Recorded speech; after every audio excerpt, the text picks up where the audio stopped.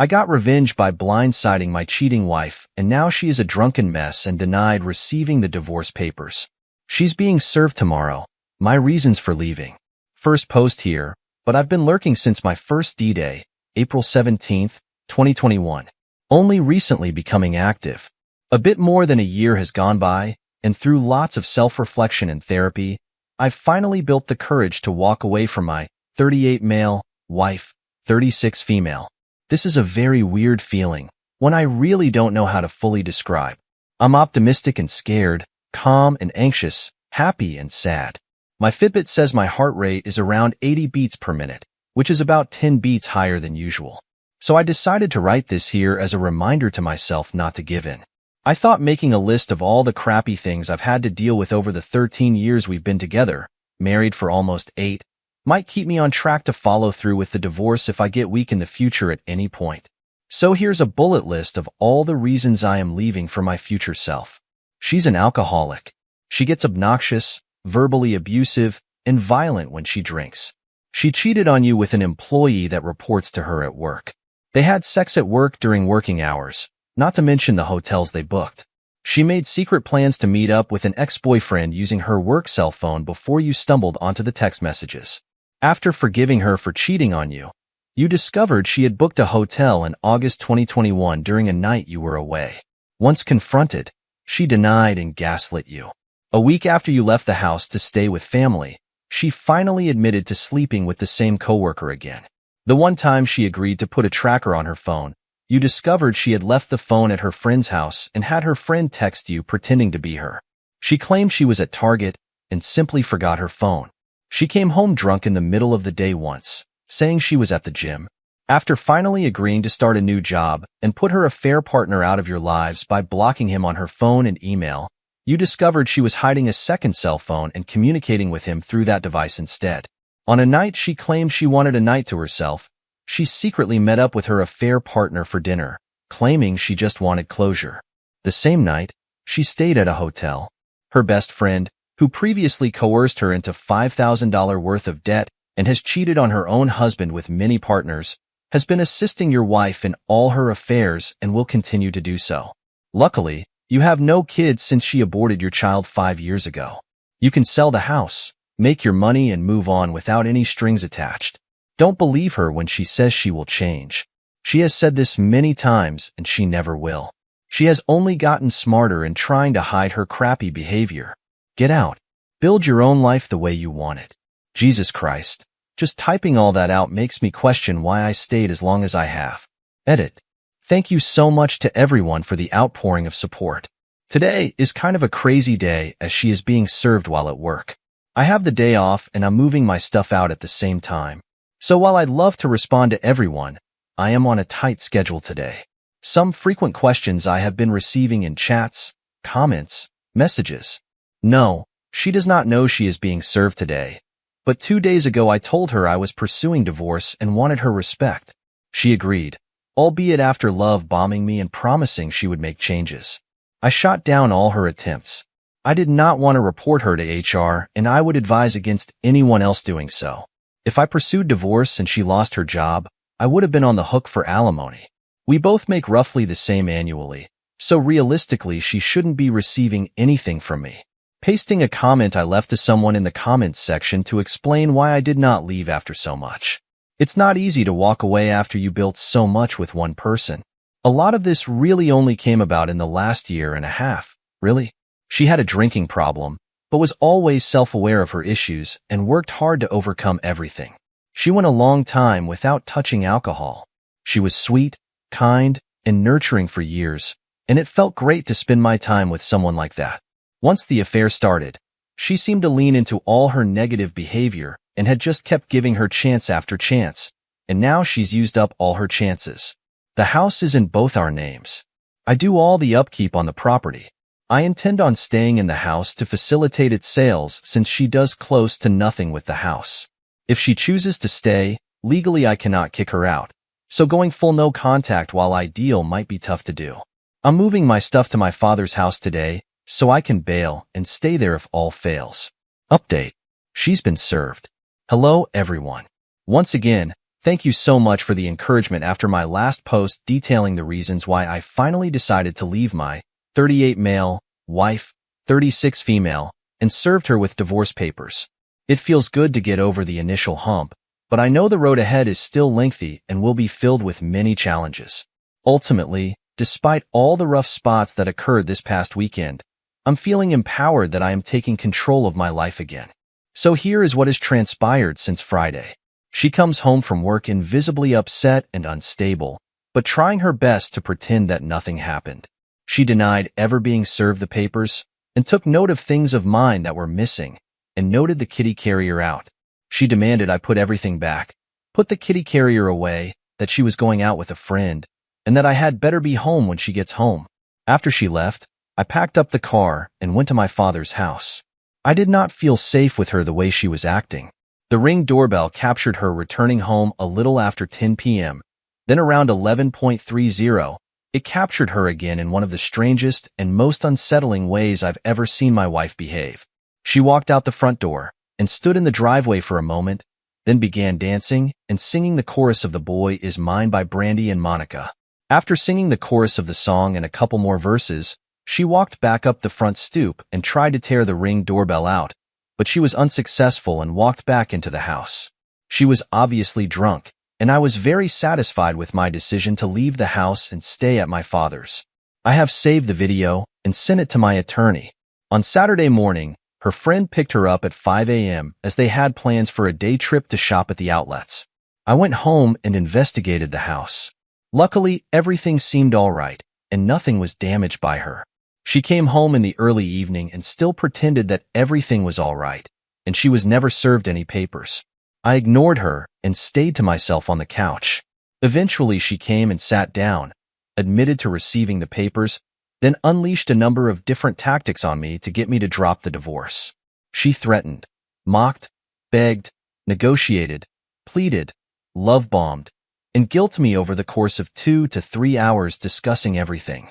I held firm, laid out my case that I was unhappy and wanted out, that I was tired of being abused by her, lied to, and emotionally tortured.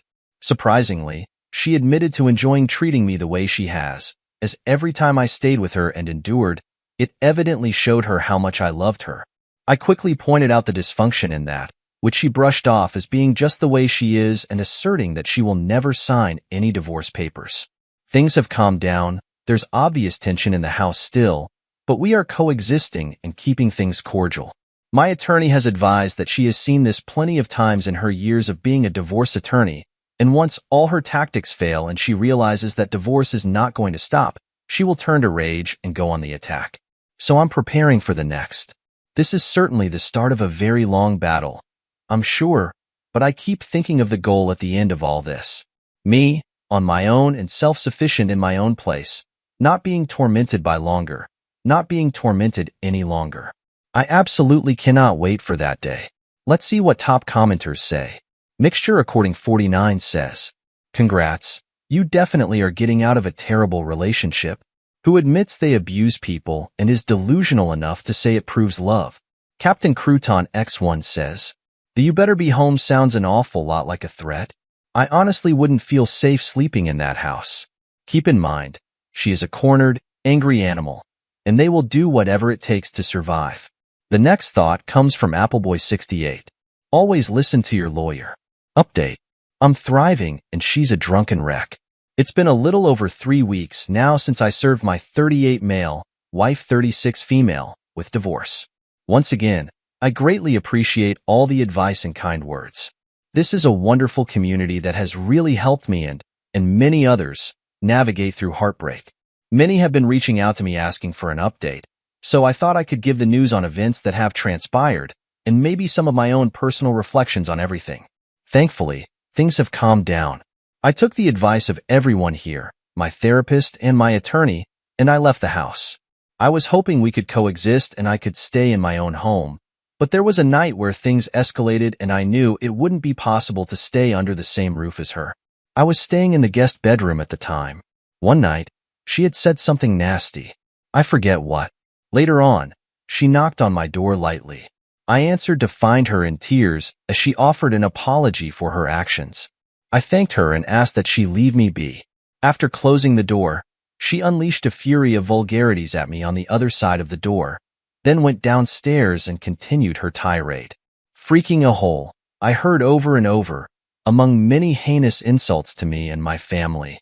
Luckily, there was no sign of impending violence, but I sat in the room above her as she continued cursing and yelling, hoping she would stop. She eventually did. That night, I slept with the door barricaded and made the decision to leave the next day. Once she left for work the next day, I began packing the rest of my things.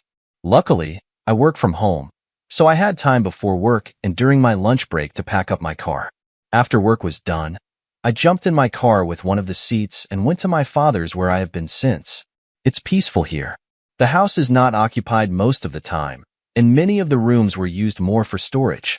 Cleaning out one of the bedrooms upstairs and buying new furniture has been a fun project. The room I'm now staying in is quite cozy. For as long as I have been married, I have always wanted a gaming room, and that's what I've been working on, turning this room into. I even bought myself a new bed.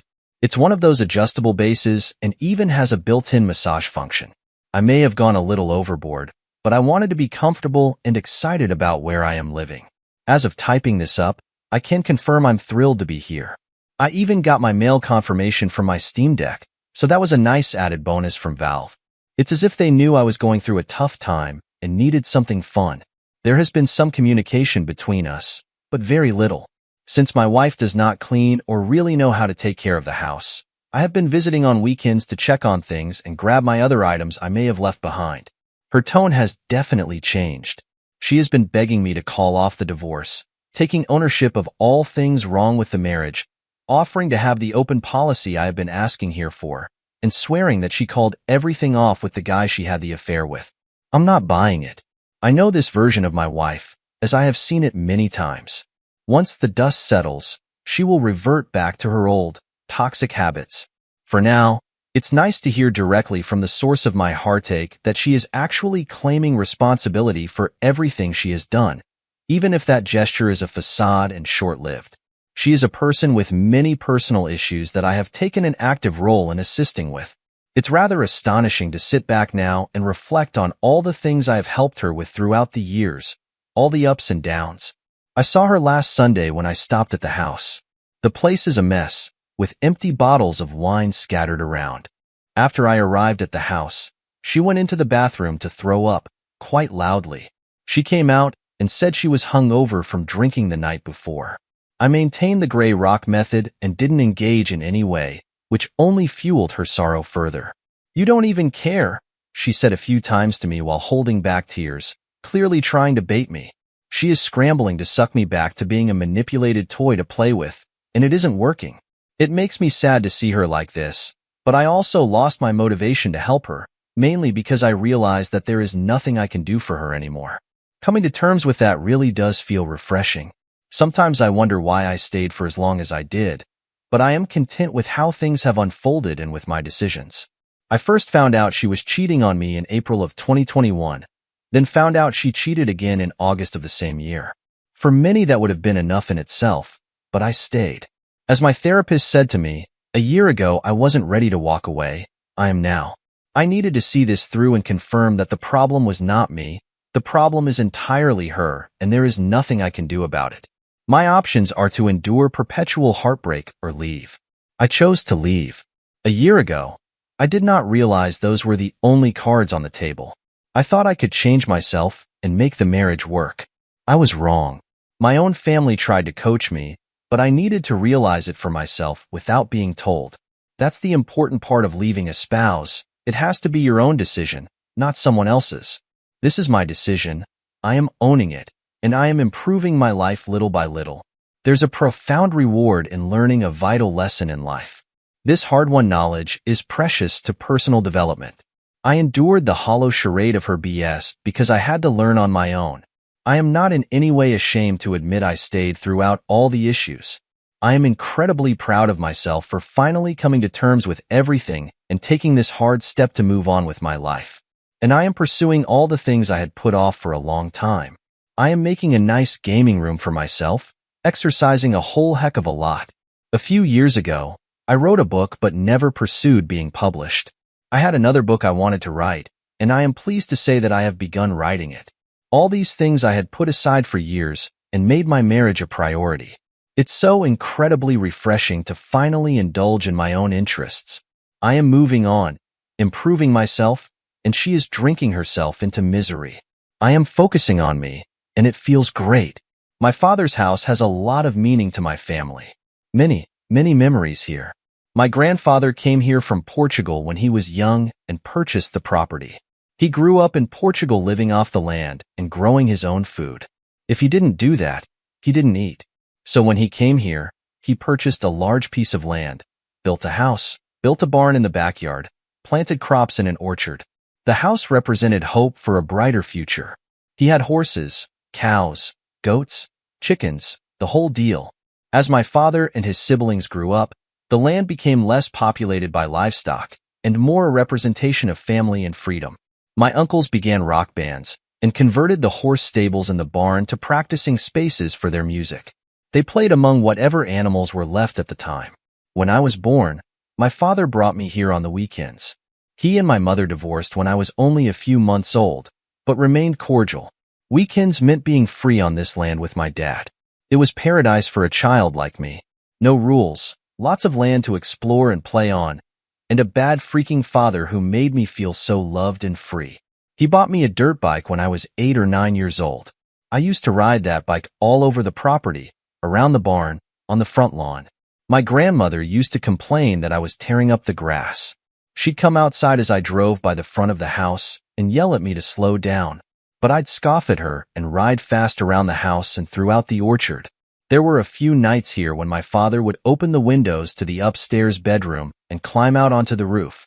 He'd coax me out with him and we'd lay on our backs in the middle of the night, engulfed in darkness while staring up at the stars together, talking about traveling the universe and whether there is life somewhere out there. Last night, I snuck out through the same window, sat on the roof in my pajamas, looked up at the stars and cried while pondering life. I cried partly due to sadness, but mostly because I felt that freedom and hope I once had when I was a kid in this house. Back then, I was always so incredibly eager for what would come from life. I look forward to growing up, being a good person, and living an honest, fulfilling life. Those feelings vanish for a long time, but they are slowly emerging from beneath the rubble of a failed marriage. There is no hope for a brighter future, and I can't wait to see what comes next. Let's see what top commenters say. Web822 says, I still recommend that you contact your lawyer and inform the workplace at the appropriate time.